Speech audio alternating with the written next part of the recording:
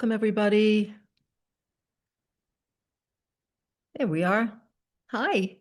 Hi, Kate. I see you. How you doing? Hi, everybody. Welcome. I just got back from the hairdressers where they straightened my hair, so it looks kind of different, right? I'm saying that up front because people always email me afterwards going, "What's up with your hair?" Or, "Oh, I like your hair curly. I like it straight." It looks so different to me. Anyway, welcome everybody. I'm so glad you're here. I was very curious to see how many people were going to show up for a conversation about death. Um, I suspected that this community would be pretty engaged. I could tell from the emails that I received after last week's blog that, it was something that people were really, a topic that people were interested in. And I'm so glad you're here because it is a really important topic. And and today, I really just, I want to start by exploring the topic of death and being curious about death. And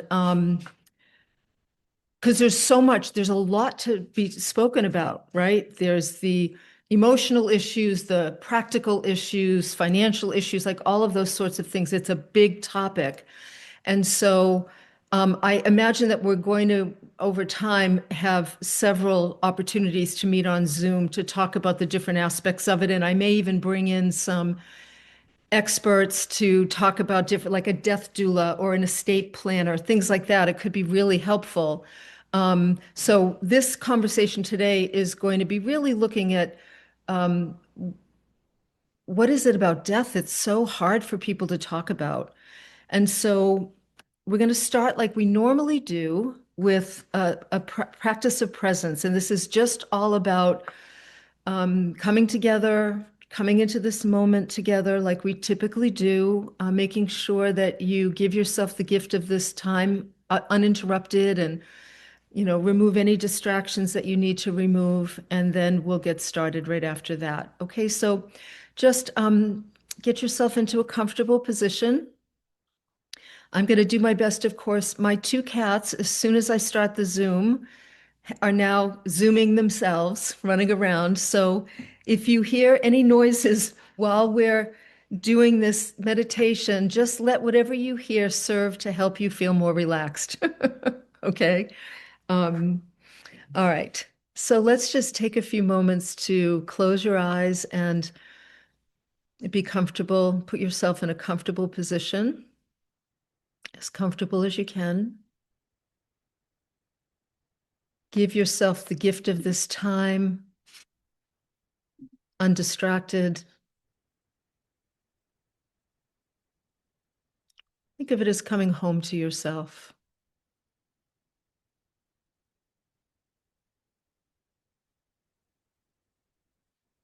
This is also a way to learn that silence is safe.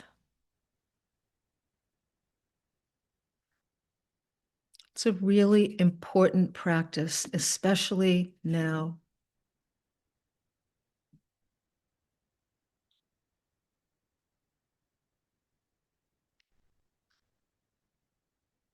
And once again, I always like to repeat these things. They're important. When you close your eyes, your brain begins to make alpha waves and it automatically calms the body down. It's a blessing. And if you breathe in slowly and then exhale even more slowly, so extend your exhale, it engages the body's parasympathetic nervous system and helps you to be even more relaxed.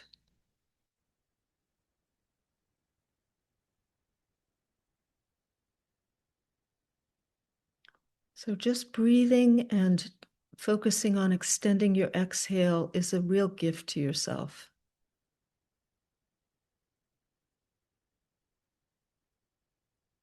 You're okay. Everything's going to be okay.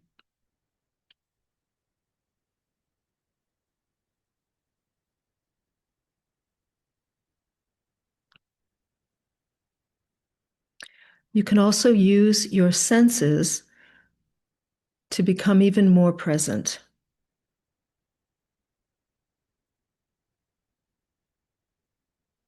You can use the sound of my voice, any other sounds in the room, including my cats. Every sound just serves to help you to relax a little more.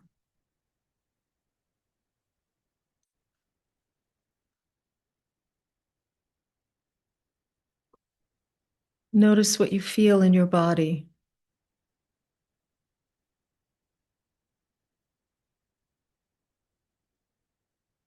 Breathe into any places that feel tense. Feel free to stretch if you need to.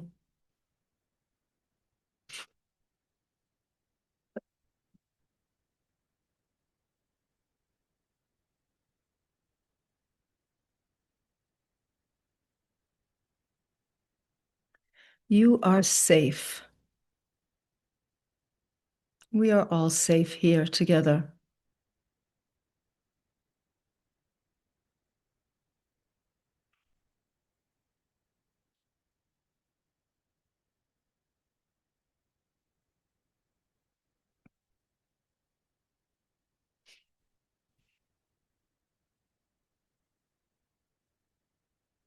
You might notice your breathing starts to get a little slower. Your mind might become a little calmer. Silence is safe.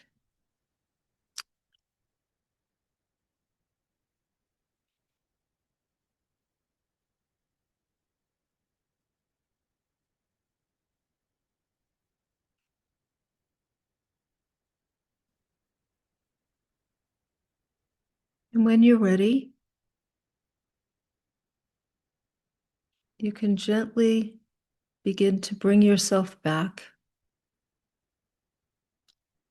here with all of us with a big smile. Can you all hear that? You can. I'm so sorry. Little birdie has found his favorite toy and he's just playing with it all over the place, flinging it around. Anyway, one of the beautiful joys of life. So here we are in a conversation about death.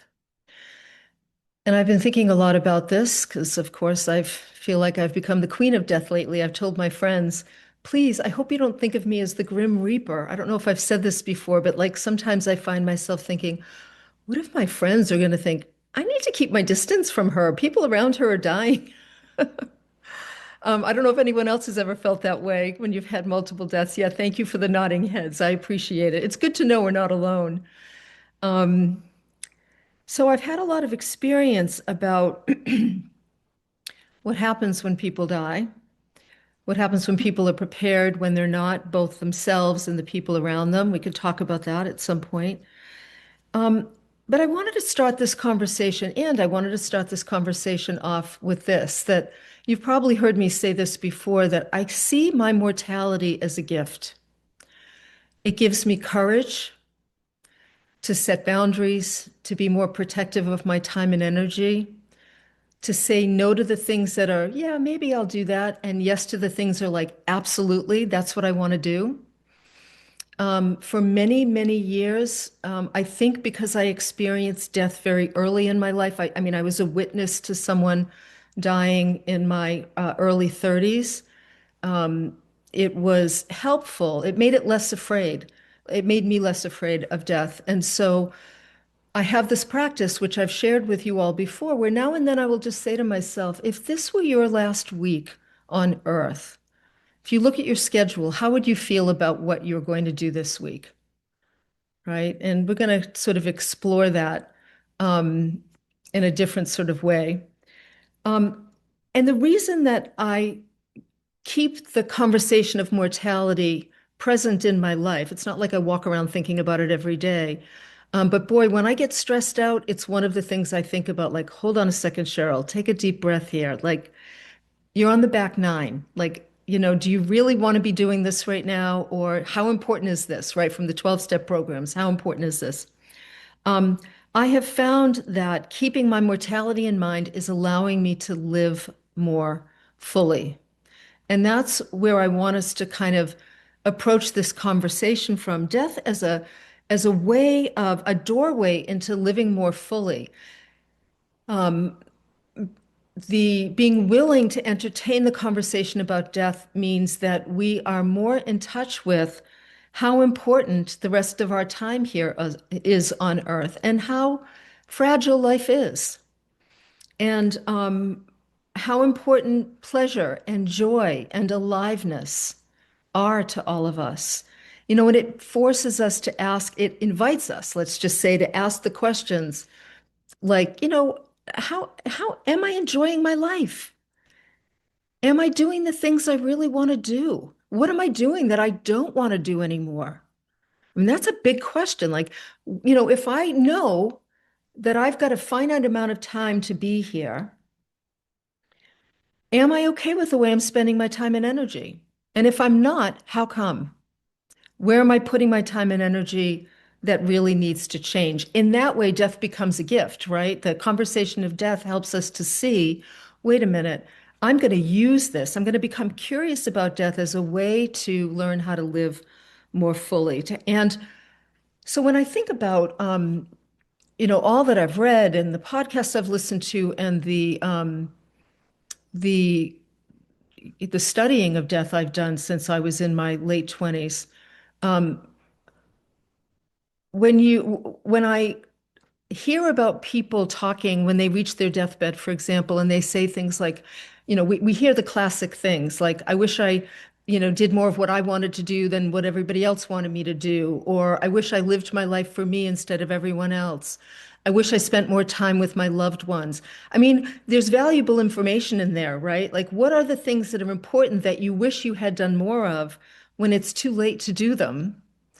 And how can we incorporate them into our daily lives now? That's why we want to explore this now before we're on our deathbed or, seriously ill and questioning things. So being curious about death is really good. I want to also just, I made a note to thank Cindy Clatterbuck. I don't know where you are, Cindy, but thank you for, Cindy sent me a couple of resources that Terry is going to put in the chat. So they'll be in there. We'll include them on the website with the recording of this Zoom. One was a podcast I listened to with Mike Robbins, who I've known for years and really love him. He's a good man. He interviewed Darnell Lamont Walker, who is a death doula. He's been a death doula for 11 years, and he had some interest. He's unusual. He's a black man. There are not a lot of men, and he talks about that. How there are not a lot of men in the trainings that he attends and in the meetings that he attends. But he grew up with a grandmother who was sort of like an informal death doula. And from a very, very young age, I think he says the age of 8 or 9, he was introduced to the practice of helping people die. And so he's got some valuable things to say. We'll put a link in the chat about that. And then Kate Northrup, who I love, and she just, what do you call it, released a podcast with an expert. It's called How to Talk About Money and Death with Your Loved Ones. And again, Terry's going to put that resource in the chat. I've not listened to that one yet because I just got the link from Cindy today. Thank you, Cindy. But I look forward to listening to that. And I always love what Kate does. And when it comes to money, the gal knows her stuff. Um, so the chat is off right now, but we're going to put it on. And let's start. I'm just going to pose a question to all of you. Because we have so many people, I had considered breaking us up into groups, but ChatGPT highly advises against that. I've used breakout rooms before, but it takes a lot of planning and educating, and I just think it will take away from the time we have together. So we're going to use the chat. And the first thing I want to just say is do me a favor and just take a moment and close your eyes. We're going to do this off and on throughout this gathering, and I'm going to ask you to consider some things. The first question I want you to just simply consider is, what words come to mind when you think about death? Just notice whatever words come to mind.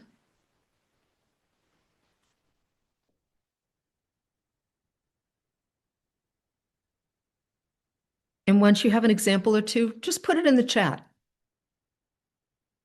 and we'll start to see how alike we all are because we are. Yeah. So, what are these words that come to mind? Good, good, good. So, we've got peace, peaceful, final, unknown, lots of peace, scary, legacy, compassion, regrets, and peace. Peace, light, home, expanse, freedom from my body, release, transitions, fallout within family, sadness, mothership. I like that. Freedom, a new beginning, having family members around, sacred, inevitable, scary, unsure, sad, joy, not dying with your music in you. I think Wayne Dyer was the one that said that on a PBS special long ago. Fear of not being able to hug my loved ones. Completion, mystery, finish, the end, the end. Um, yeah. Okay. Lonely, disabled, cold. So you see, it runs the gamut, doesn't it? We start out with peace, we get to lonely and cold, nothingness, ending, terror, void. I mean, these are big words. These are really, it certainly runs the gamut when it comes to such a important topic. Here's what I've learned about death. Just like I was trying to think of a good example. The fear of death lessens the more you talk about it. It's kind of ironic. You wouldn't think that that's the case, but the more we face it, the less uncomfortable it feels. And I'll give you an example of that. Michael and I had a few, once again, we had somebody important to us pass away on Friday night suddenly, out of the blue. And Michael and I had been talking about how he wanted to be more informed about, like, I pay the bills that I pay. Like, just, when I have everything in writing somewhere, but it wasn't updated and it wasn't as formal as it should be. And so I said to him, I took advantage of the fact that he was concerned given the deaths that we experienced. And he was seeing the consequences of somebody not being informed and being terrified about the mechanics of life while they're suddenly terrified of the fact that they've lost somebody, right? And he said to me, I need to be more informed. Well, I took advantage of that and we scheduled a meeting on Monday night. And he told me that he was tired and he thought we could do it another time. And I said, nope, we're doing it Monday night. Like, let's do it together. And we sat down and we spent 1 hour and I was showing him things and we talked about it and we put a bunch of things in writing, websites, passwords, bank accounts, all of these different things. And here was the interesting thing. At the end of an hour, when we both said, okay, that's enough for tonight. We don't have to do it all. That's enough for tonight. When we both left the office and came out into the house, I said to Michael, how are you feeling? And I wrote down what he said. He said, because I think this is important. He said, you know what? Talking about death in small doses actually feels good. It's a lot less overwhelming than I thought. And I'm glad you said, let's stop and like continue next Monday night. Monday nights are going to be our nights to deal with this stuff. He said, I realized I actually knew more than I thought. And he felt like safer and more comfortable, right? He said, I didn't want to do it because I didn't want to think about loss. I was afraid I'd be tempting fate, which I think is a big thing for a lot of people. Oh my gosh, if I talk about death, we're tempting fate and it's going to happen. That, my friends, is the mind. That's not death. Superstition is a product of the mind. Tempting fate is a product of the mind. Remember, our brains neurologically are designed to keep us safe. So anything we move towards that feels like a threat, the brain's going to try and move us in the other direction. And so he said, I didn't want to do it. I didn't want to think about loss, but I actually feel better. Like I feel a little less afraid about death and dying having done this with you. I feel more in control. This was the other interesting thing. I feel more in control and less uncomfortable. Death is the ultimate being out of control, right? When we lose somebody, we can't bring them back. And it is the ultimate feeling of being out of control. So the more you talk about death and deal with the kind of emotional, spiritual, practical aspects of death, you actually feel more in control and death feels less scary because of it. He said, there is a lot more to consider than I realized. And I also realized, this was interesting to me. He said, I also realized I've been left out of small decisions, like how to name our passwords, which was interesting to me. And I said, tell me, why was that important? He said, well, I was curious as to why, some of my passwords were words and some of them were, the big, ridiculously long, complicated ones that we get. Um, but he said, it just made me think I would like to be involved in some of those passwords. I don't know why, but it just makes me feel like I'm more involved. And, there's little decisions that you've had to make, like what gets paid by the business Amex account, what gets paid, by the personal Amex. Like these are decisions I want to know. Now that might sound like practicality, and it is, but really what he was saying to me is, this is how I'm going to be less afraid when I can actually be a part of this conversation. And this particular practical meeting was a way to enter into the conversation and the curiosity about death and dying. So when I look at the words that are put in the chat, it makes me think about what is it that makes somebody think peace when they think about death and makes somebody think about terror, right? Or fear and curiosity, or the ending or a new beginning, right? We're influenced, our conversations or our thinking about death is influenced by a lot of things. It's influenced by prior death experiences, people who have died before us, how well they planned, did they die suddenly? Were they sick over time? How did that death experience impact your life? How did the dying experience impact your life? So it's influenced by our experiences of death. It's influenced by our spiritual orientation. If you're an atheist, you're going to maybe think, okay, I have no idea what's happening after this, right? If you're deeply religious, and, my mother was a Catholic woman who I would say was pretty religious. I mean, she had a personal relationship with Jesus that she loved, and that was enormously comforting to her. Literally her last words to me were, I want to go to God.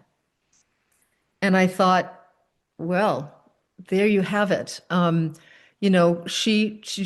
She said it twice. It was sort of like she couldn't wait to get, it was like, get out of here, let me go, kind of thing. And it was a great relief to me having had to make the decision to let her go.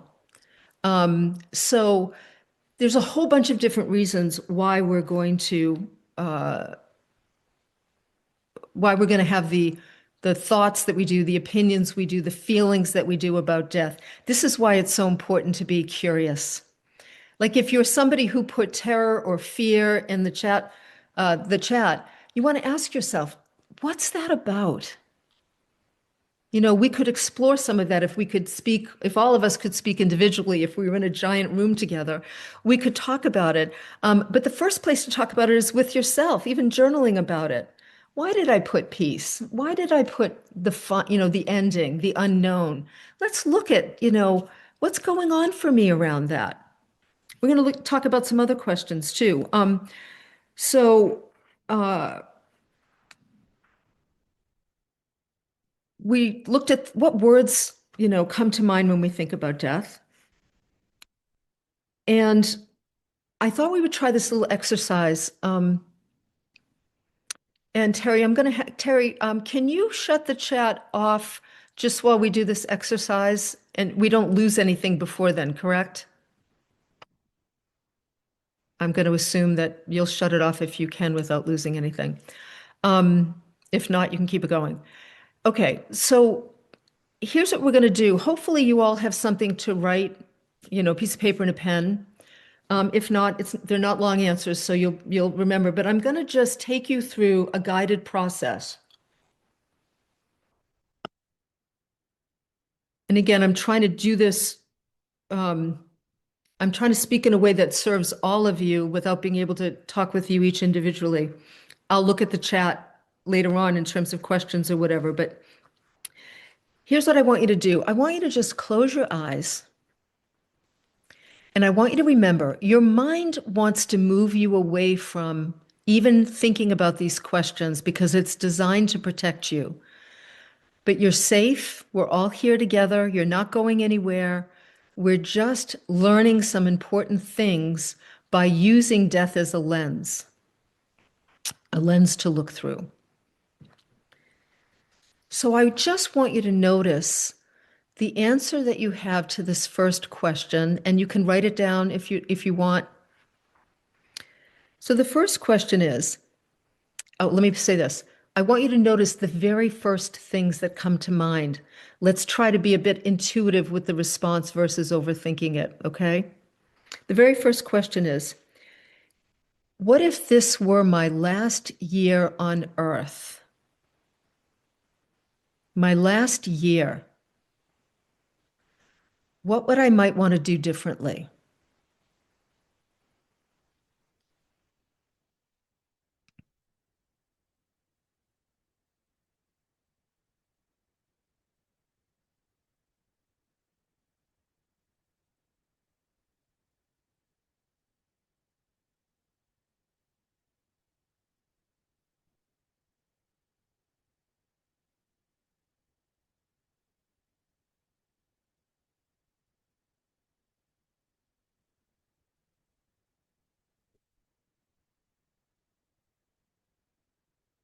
Okay, here's the next question.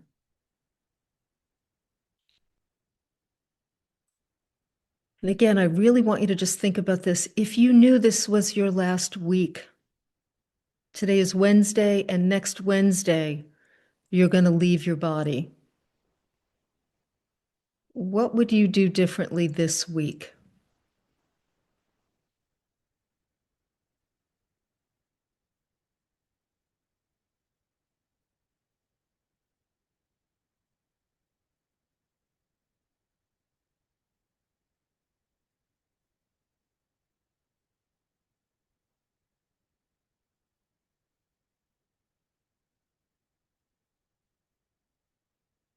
Take your time and just really think about that.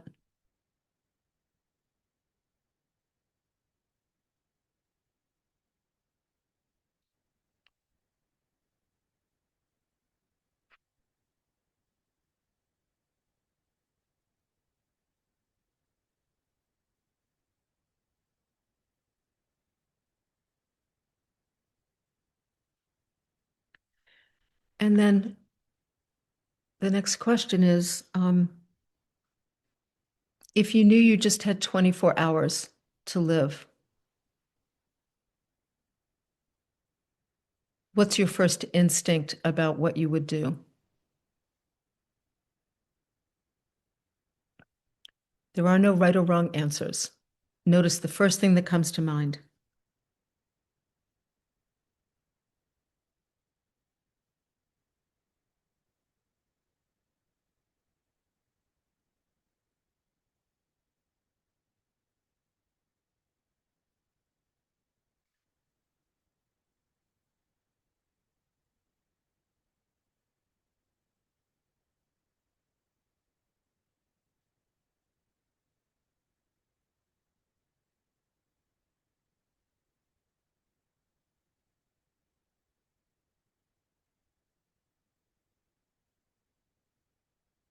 Yeah, this is not an easy exercise. I get it.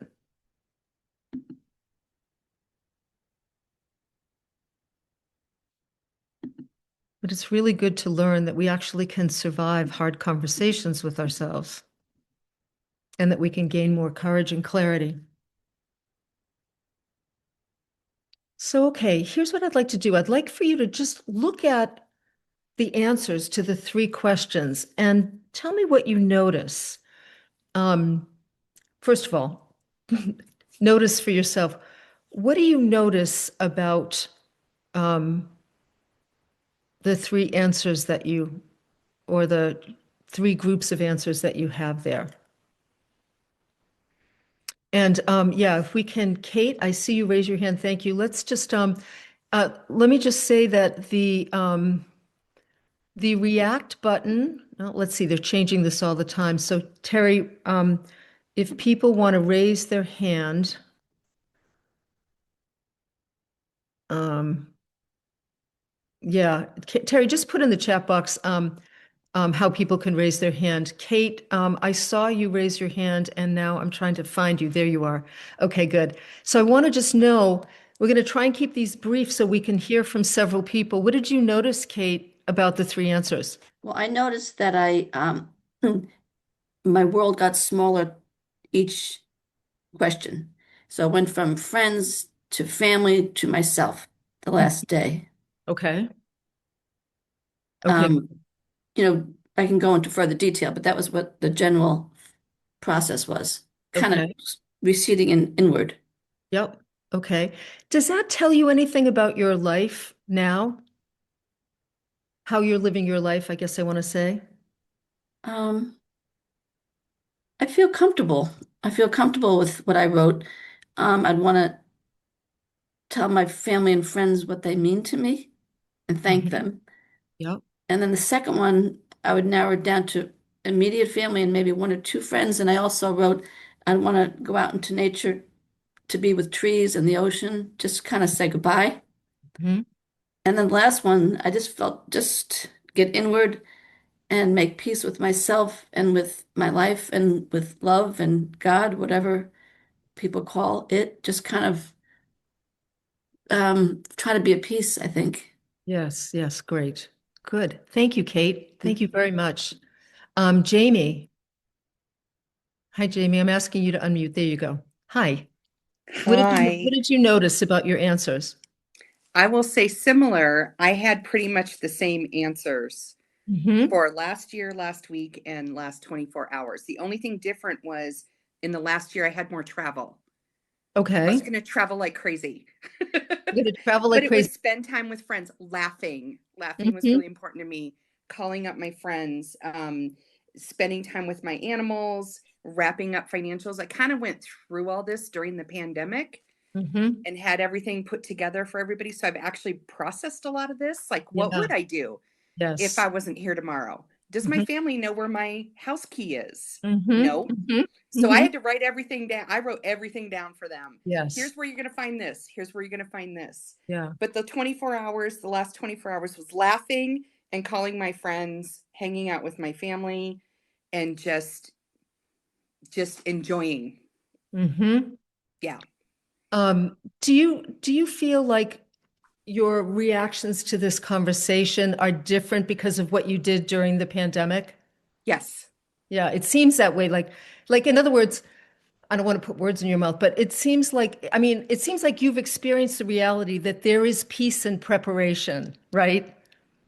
Yeah, and going through stuff with my mom too. My mom is 80, so we're Yep. having those conversations. We always seem to have those conversations in the car when we're in Yes. the car together and we're going somewhere together and we're on a mountain. I live in Colorado, so we're in the mountains and we're in the Yes. car for a while, but Yeah. it was just yeah, I think she's really comfortable talking about it, Yes. which made me really comfortable talking about it and me knowing that, our energy lives on and, just knowing Yeah. what I know or just believing what I know.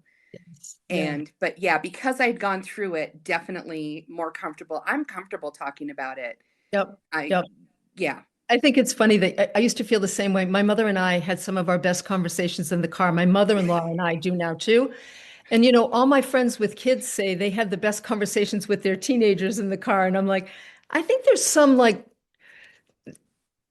there's a way in which as we get older, we get younger and we wind up in the car having intimate conversations. I was just thinking that when you said Yeah, that. you're driving on an open road in the Yeah, mountains and you're admiring the scenery, and then you're yeah. confined to this car and you kind of just talk about It stuff. goes And deeper. Yes, yeah, yes. it's totally, you're not interrupted by anything. And it's No, just, yeah, yeah, great. something about those car conversations. That'd make a Yeah, great book for somebody. I know, right? I know see, we all need to like get our loved ones in the car and then we talk about death once they're in the Yes. car, right? Yeah, there you go. Or Thank when you. something happens to somebody else that they know. Okay, so Yes. that brings up what would we do in this Mhm. situation? Yes, Since you're going exactly. through this with another side of the family. Exactly. Yep. Yeah, Yeah, good. yeah. Thank you, Jamie. Thank you very You're much. welcome. Thank you. Jane Bell. Hi, Jane. Welcome. Hi there. Hi, what did Um, you notice about your answers? so I did have the honor of caring for both of my parents in the last 5, 6 years. So I've gone through this very intimately. But if Hmm. it was last year, I was like, live boldly, use the good dishes, buy the outfits, take the trips, Hmm. visit my loved ones. But in the last week, last 24 hours, it really gets down to, making art instead of cleaning the house, having a delicious meal. My husband's a great cook. Hang with those that are closest and dearest to me.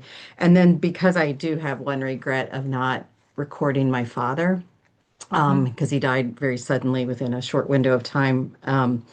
And I have lots of videos of my mom through her Alzheimer's journey, but I don't have like a recording of my dad and some of the things he did and said. But so I wrote, write letters or voice record memos to my loved ones, take photos with my husband and those closest to me, be outdoors, paint, and have a delicious meal. I'm going to eat some gluten. Eat some gluten. I love that. Great. Thank you very much, Jane. Thank you. Let's go to Chris Kyrgos. I don't know if I'm saying that right. Hi, Chris. I'm asking you to unmute, Chris.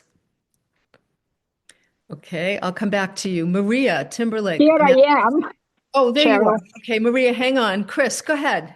What did you Uh, notice about your I, answers? I guess I can't wait to hear what you have to say. With the very first year, I kept on going. I don't know. I Mhm. don't know. I was thinking traveling. No, I was thinking fancy clothes. No, I was just said, I don't know, Yeah. period. And I'm very curious why, what is that all about, even though I have my own thinking. Now, the second, as far as the last week, clean, get rid of all these books that I have saved, all my sweaters, scarves, jewelry. Open up the space. And the third question, it really focused on my two children and my husband. Mm-hmm. Um, have them there to tell them how much I love them, what they meant to me throughout my life, their accomplishments, the growth that they helped me Yeah. be as a parent. But Yes. then I was so stuck with my gratitude towards my husband for Mhm. who he has been as a man in my life, Oh, besides my love, but just I think I would not have enough time to tell him yes. how much I appreciate him. Yes. So, Thank you. but Thank you. I'm curious about number one, though. Well, so here's the thing, Chris. I'm so glad you're curious about that because you need to explore that further. This is part of what this exercise does, is it helps us to see the places that warrant more of our time and attention, right? Like, oh, why? I'm making this up. I thought I would have wanted to travel. How come that wasn't that important? How come travel was important? I mean, the answer to these three questions, I think, and I'm going to hear some other examples first, tell us a lot about what matters, what doesn't, it can teach us about what matters when we think other things. Like I loved when you said, oh, fancy clothes, and then you realize, no, that's not going to be important to me. Well, then how important is that in life? I mean, I'm not saying it isn't. Maybe, you love fashion. I'm speaking to anyone here. But Chris, I would invite you to really explore in writing how come, like, what is it that leaves me blank for the last year of my life? I'm going to really give some time and attention to that and figure out, sit with that question and figure out what would I want to do? I think it's really, really helpful. So thank you very much for that. Maria, let's go to you, dear. There you go. Hi. You're all ready. Good. Yeah, well, I was laughing because I said a lot of the things that other people have said about Okay. family things, but I had also put be more critical about what I was buying. Like, do I need this stuff? And so it was kind of what people were just saying. But I Mhm. also said I would stop worrying about my hair. I would stop wearing what I look like all the time. Like, how much energy and time is like, oh, look how old you're looking, or like, I don't know, just this constant critical thing. And I thought that would so not matter. And that made me say, I'm going to raise my hand and go on camera on Zoom, even though, so it was, For yeah. you. Good for you. Thank you. That's really great. And this is just it. I feel like the answers can teach us a lot about what matters to us and what doesn't. And that those answers may actually apply to our whole lives now rather than just thinking in terms of the last year. So, thank you very much, Maria. I appreciate that. Phil Cartwright, here you go. Hi, Phil. Welcome. Hello. Nice to see you or hear you. And you, yeah, we haven't seen You a lot of go. each other. But I know it's been a while. So, what yeah, did you notice when you answered the questions? just that I'm ready. I just know we're going to that great place of love. But I'm Yeah. in a different position in that I've got no dependents, Hmm. but I have no So, fear at all. And my parents passed, when I was much younger than yourself. mhm. And so, what do you think it is that makes you have no fear at all? Maybe some of the teachers I've hung out with, Okay. So you've specifically Ram Dass. I spent quite a bit of time with him in person before he passed. yep, yep. Okay.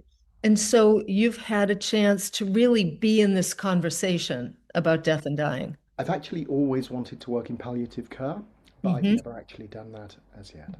Hmm. Do you think you might do it? Absolutely, if the opportunity arises. Do you think you might make the opportunity? I hope so. You certainly I, motivated me. I do too. I hope so too, Phil. It's really good to see you. Thank And you. you. Thank you. Hi, Bonnie. You're up. Hi, Bonnie. Hi, Cheryl. So good to see you, and so good to listen to everybody. Um, I was fascinated with my answers too because, like a person before me, I couldn't come up with anything. But then I had a different take on it than what she said, which is that I think I'm actually doing everything I want to do right now. So I don't think I would change a whole lot. Hmm. 2 years ago, I had a real big health scare, and at that time, because I'm single, I'm divorced, I gathered my four children together. They wanted to be gathered together, and we had deep conversations and showed such incredible love. They just showed me how much they loved me, and I showed them how much I loved them. And I Hmm. try to do that ever since then at every opportunity I have. So I wouldn't feel like I needed to go do that necessarily then. It was fascinating. Thank you. Well, yeah, how wonderful to let this exercise show you that you're on track. You're living life the way you want to. You're focused on the things that really matter. Uh-huh. And that's a blessing just to have that validation, right? Mhm. Yeah. And it's very much, it's why I wrote the blog I did this week about writing the letter to Wyatt. What a striking difference when I found out he died.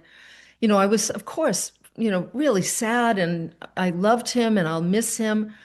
Very different knowing that there was a kind of completion that I felt because I had sent him the letter and because we then talked about it. We were able to talk openly with each other about what we loved about each other, you know, the laugh about the experiences we had had, and it felt like there weren't loose ends. And I think loose ends are the things that really make it hard for people.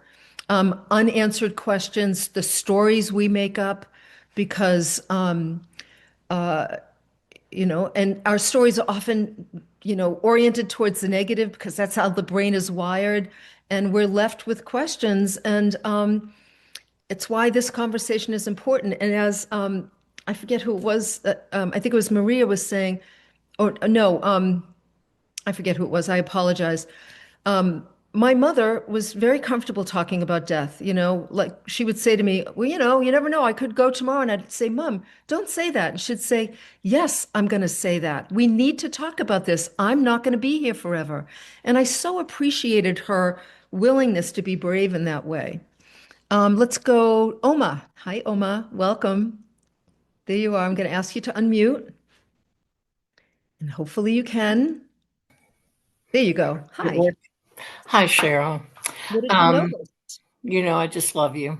Okay, so I went to your Omega seminar and it was a lot on death, which was it was just wonderful. It was a surprise and it was wonderful.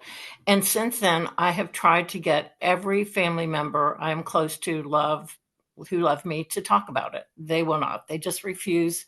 We had some early deaths in the family of a husband and a child, and there's too much grief that's unprocessed on their end, so they don't want to do it.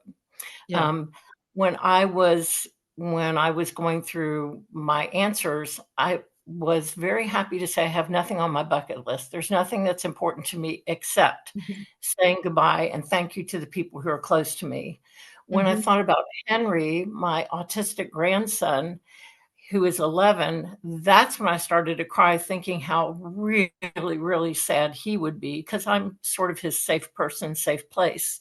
So it was a wonderful exercise, and I don't know if this is the place to ask you or you don't have time for it, but how does one get their family members to participate in a conversation about death when they just absolutely are horrified by it?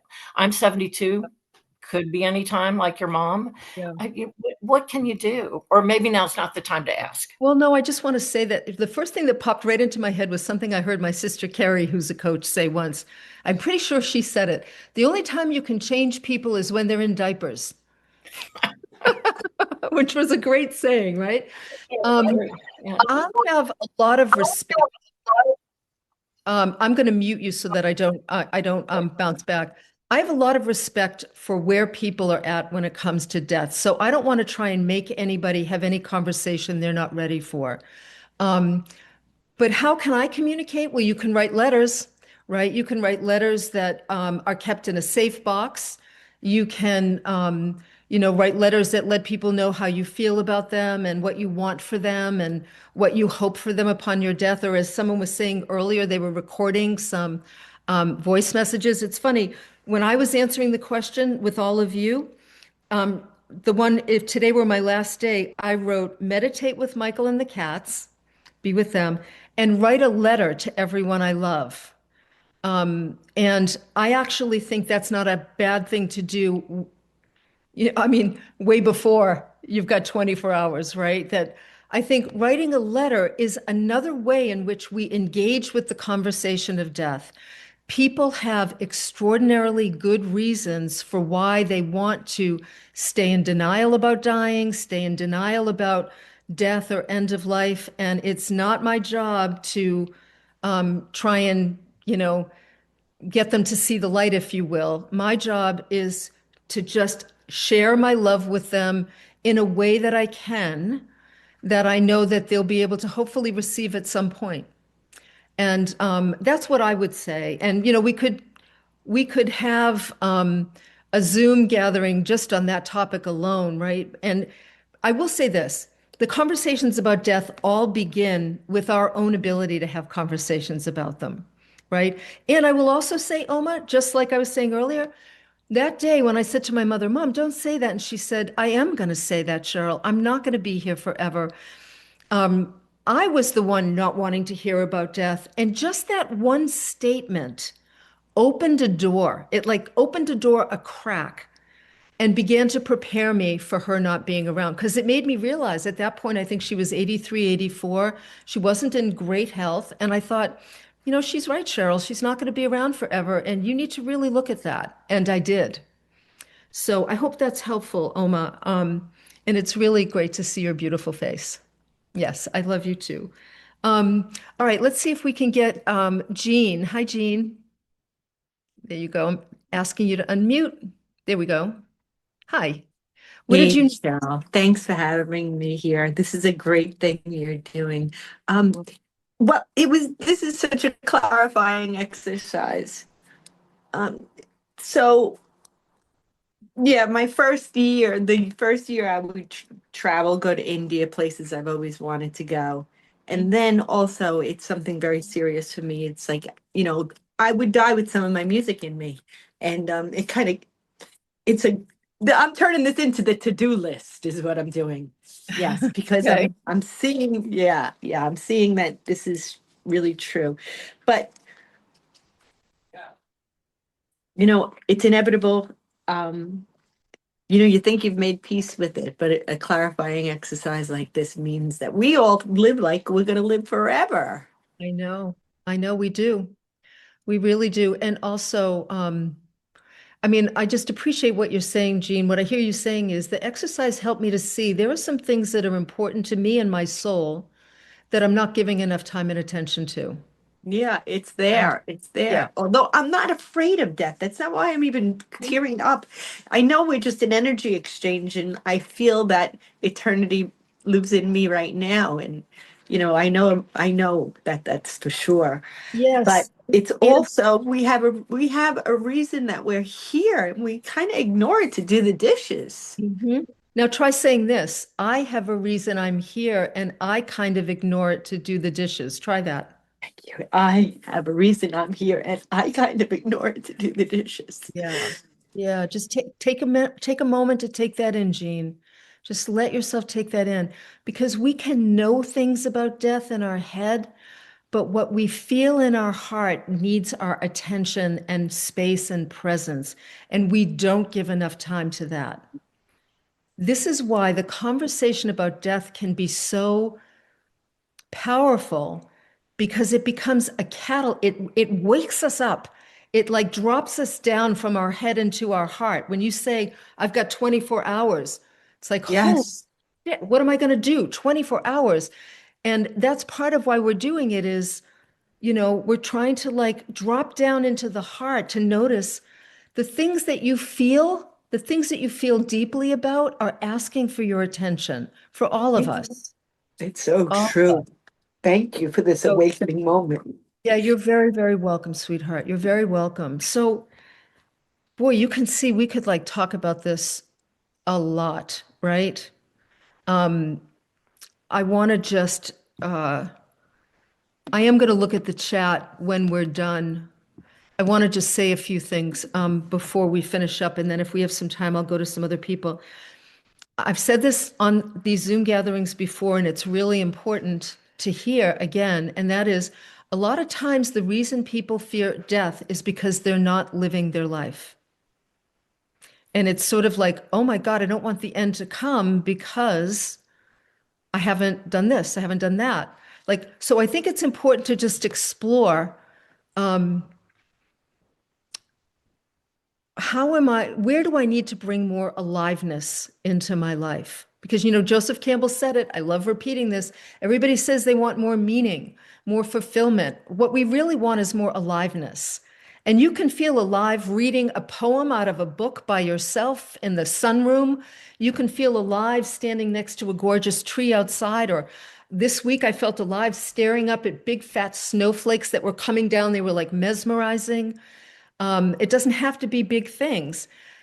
People who say, "Well, if I had a year left to live, I would travel." Like it's very curious to me why travel is always such a big thing to people. And I think some of it is because when we travel, we step out of the groove of habitual living and we open ourselves to aliveness.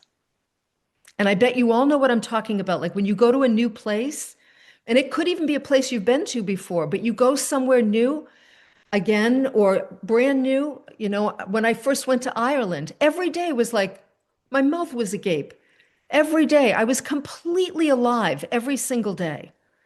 And so I think it's aliveness that we're going for. And conversations about death can remind us that we need to look at what makes me feel alive. And we'll talk more about that in the future as well. So I wanted to say that. I also wanted to say that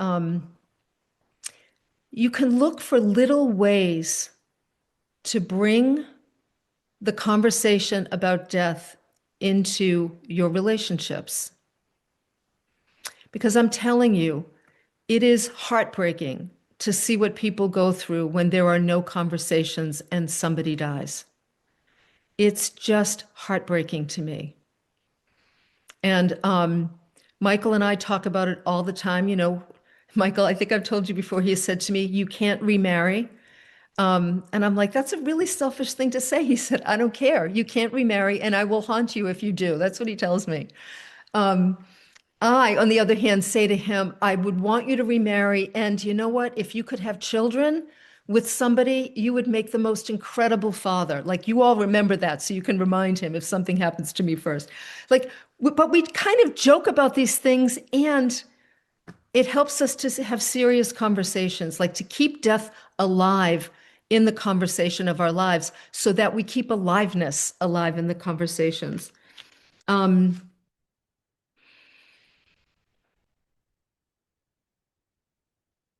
Death can be a beautiful thing.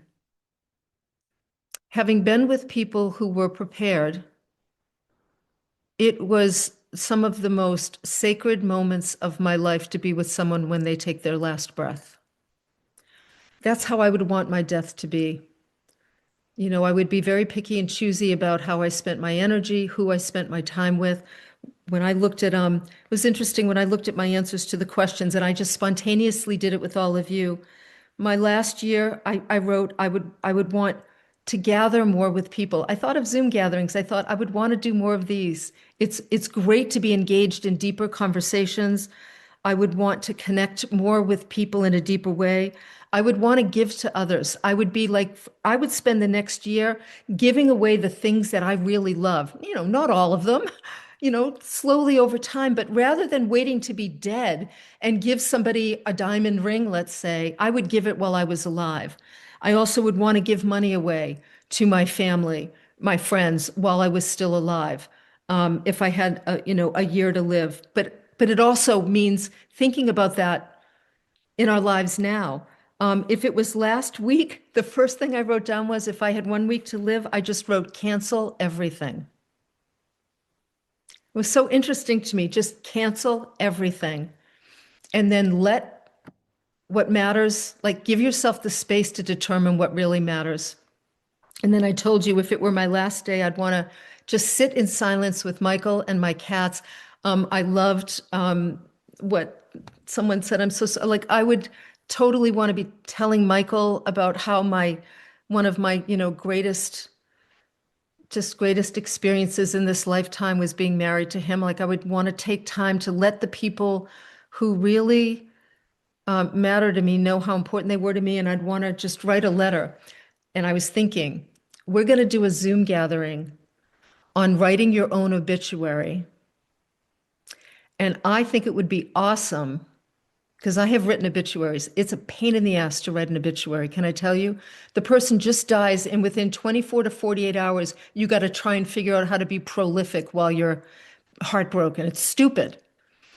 And, you know, most obituaries are like, you know, resumes or biographies, you know, instead of like who the person was. So I'm thinking that at some point we're going to do a Zoom gathering where I'm going to give you the assignment of writing your own obituary before the Zoom gathering. We'll give it some parameters, and then we'll hear people recite their obituaries. I think that could be very cool. I know some of you are thinking, she's out of her mind, but it wouldn't be the first time. People have been thinking that about me for years. Okay. We are just about out of time. I'm so sorry I wasn't able to get to all of you. If, you know, we've got a couple of minutes. If you promise me that you'll keep it like brief, if you want to just say one or two things about what you learned from the exercise. Gail, I'm going to go to you. You can just ask you to unmute and just say what you, go ahead. Oh, so now you're asking us what we think if we have 2 minutes. No. Yeah, no, I'm just saying, give Oh, us one line of what you learned from Right, that exercise. right. Yeah. I agree and have been influenced by what so many people said. But one of the things I've learned lately, I suddenly had to get in an ambulance and go to ER and spend 3 days in the hospital. I'm nearly 82, and I'd never done that before. But what it taught me was I was there like 2 minutes and started crying, saying, "Oh, this is what it feels like to be taken care of," because I have no family. And so I feel like I will just get readier to have other people take care of me. This fierce, independent person Yep. will shift into allowing, I don't need to be totally alone. I can't do it all. And that'll make leaving, I think, a lot easier. Yeah, thank you so much, Gail. That's really great. And in some ways, it's a beautiful way to end the Zoom gathering because one of the great blessings that we will give to people is receiving their generosity as we age, receiving their care and their love. And if, as somebody who's dedicated her life to self-care and teaching women in particular about taking good care of themselves, I can pretty much guarantee you we're all going to need to get a PhD in being receiving and being taken care of. And so that's something we can also talk about as we age. How do we deal with needing people? You know, that's the secret. You know how people will say, women will often say, a majority of women say their greatest fear as they age is that they will become a bag lady and be all alone. And I think that fear, what that fear really speaks to is I will become needy and I won't know how to receive help because we're all going to become needy. And, but we're not there yet. As Monty Python said, I'm not dead yet. So this is really about, please leave this Zoom gathering thinking about what were the things that you answered that were most important to you, and how can you add more aliveness to your life? Be willing to be saying to yourself randomly, if today were my last day, what would I do? Or even just if this were my last month, what would I do? Like, let's bring it out a little bit. My last quarter, what would I do? That's going to help you to notice the answers that come up are providing you with valuable information about what you need to add more of to your life. I'm so grateful to all of you. Everybody showed, we had like, you know what, 270 people or something. You all are so brave, and I love you and appreciate you all so very much. Um, I'll see you at the next Zoom gathering. I'm trying to decide, I have one scheduled for next week on a different topic, and I might change it. I don't know. So stay tuned. I'll let you know. But we'll be back to this either way. All right. Mwah. Thank you, everybody. Have a beautiful night or a beautiful day wherever you are. Bye.